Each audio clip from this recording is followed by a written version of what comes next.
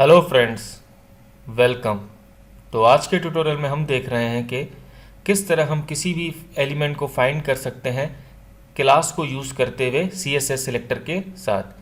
तो आइए सबसे पहले हम डेवलपर टूल को ओपन कर लेते हैं। मैं यहाँ पे क्लिक करता हूँ और उसके बाद मैं मोर टूल्स में जाके डेवलपर टूल्स पर क्लिक कर लेता हूँ। मैंने यहाँ पे क्लिक किया तो आप देखेंगे एक विंडो ओपन हो जाएगी। इस विंडो को हमें पता है डेवलपर टूल कहते हैं हम लोग।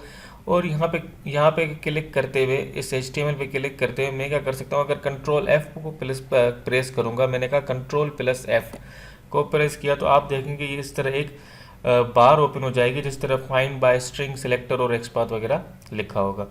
तो यहाँ पर हम क्या कर सकते हैं, अपना एक्सपाथ बना सकते हैं या फिर अपना CSS सिलेक्टर जो है वो बना सकते हैं, या तो फिर कोई भी स्ट्रिंग सर्च कर सकते हैं। तो हमें हमें CSS सिलेक्टर जो है वो देखना है किसके लिए, किसी भी एलिमेंट को फाइंड करने के लिए क्लास के ज़रिए।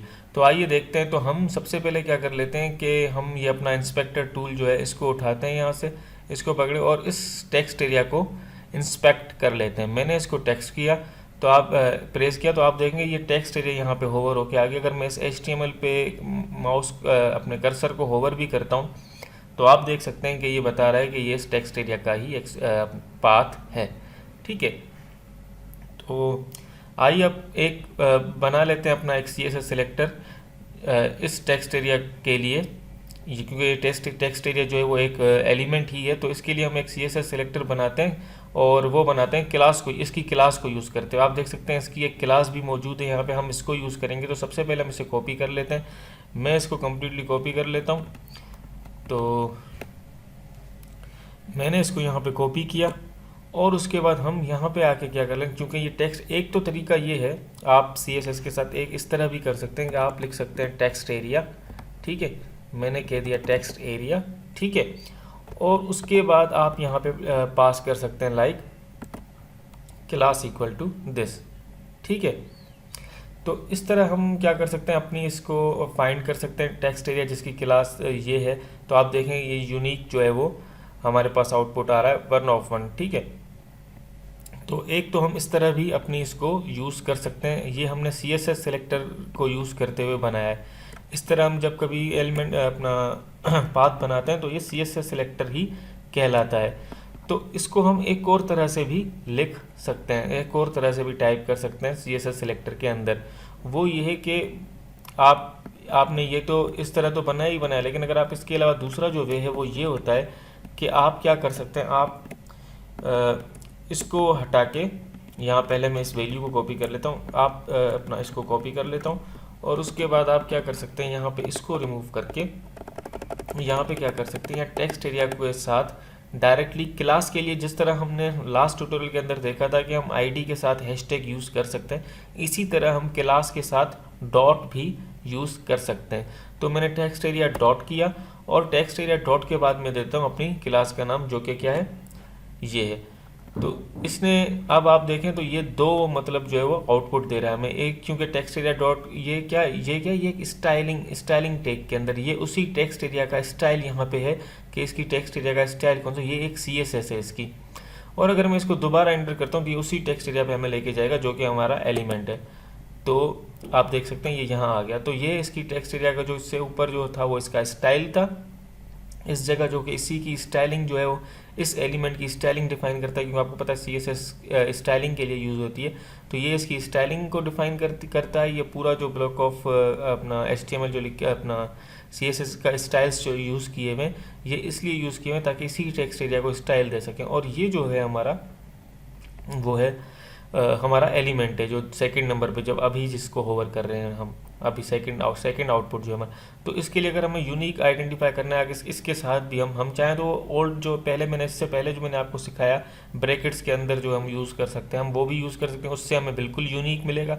अगर आपको इसी तरह से यूनिक करना है तो आप इसी टेक्स्ट एरिया का कोई और एट्रीब्यूट उठा के उसकी मदद से इसे यूनिक कर सकते हैं। लाइक हमें पता है हमने आईडी सीखा था, तो हम आईडी को यहाँ यूज़ कर सकते हैं। डायरेक्ट मैंने हैशटैग दे दिया और उसके बाद मैं क्या कर सकता हूँ, इसकी आईडी को उठा के यहाँ पे चिपका देता हूँ।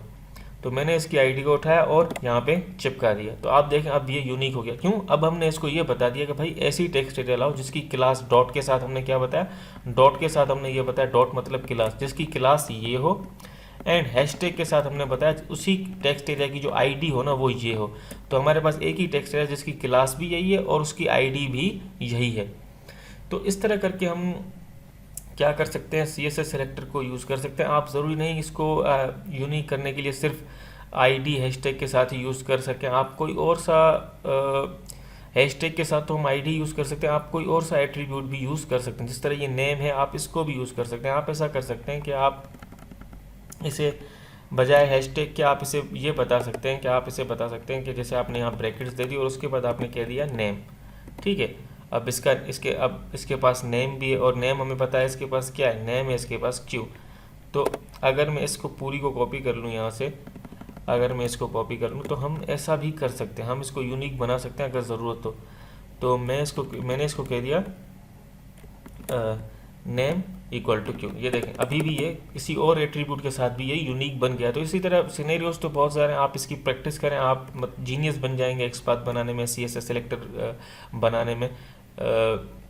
आप कोई भी पाथ बनाने में जो है वो एक्सपर्ट हो जाएंगे। प्रैक्टिस आप करते रहें, बिल्कुल ईजी है, कोई मुश्किल नहीं है। मैं इसको दोबारा अपना आईडी के साथ यूज़ कर लेता हूँ। मैं इसको कहता हूँ हैशटैग और हमारी जो आईडी है वो कौन सी है, मैं उसको दोबारा हैशटैग के साथ इसको कॉपी किया मैंने और मैं इसको डायरेक्ट आके यहाँ पे यूज़ कर लेता हूँ। तो ये हमारा यूनिक है।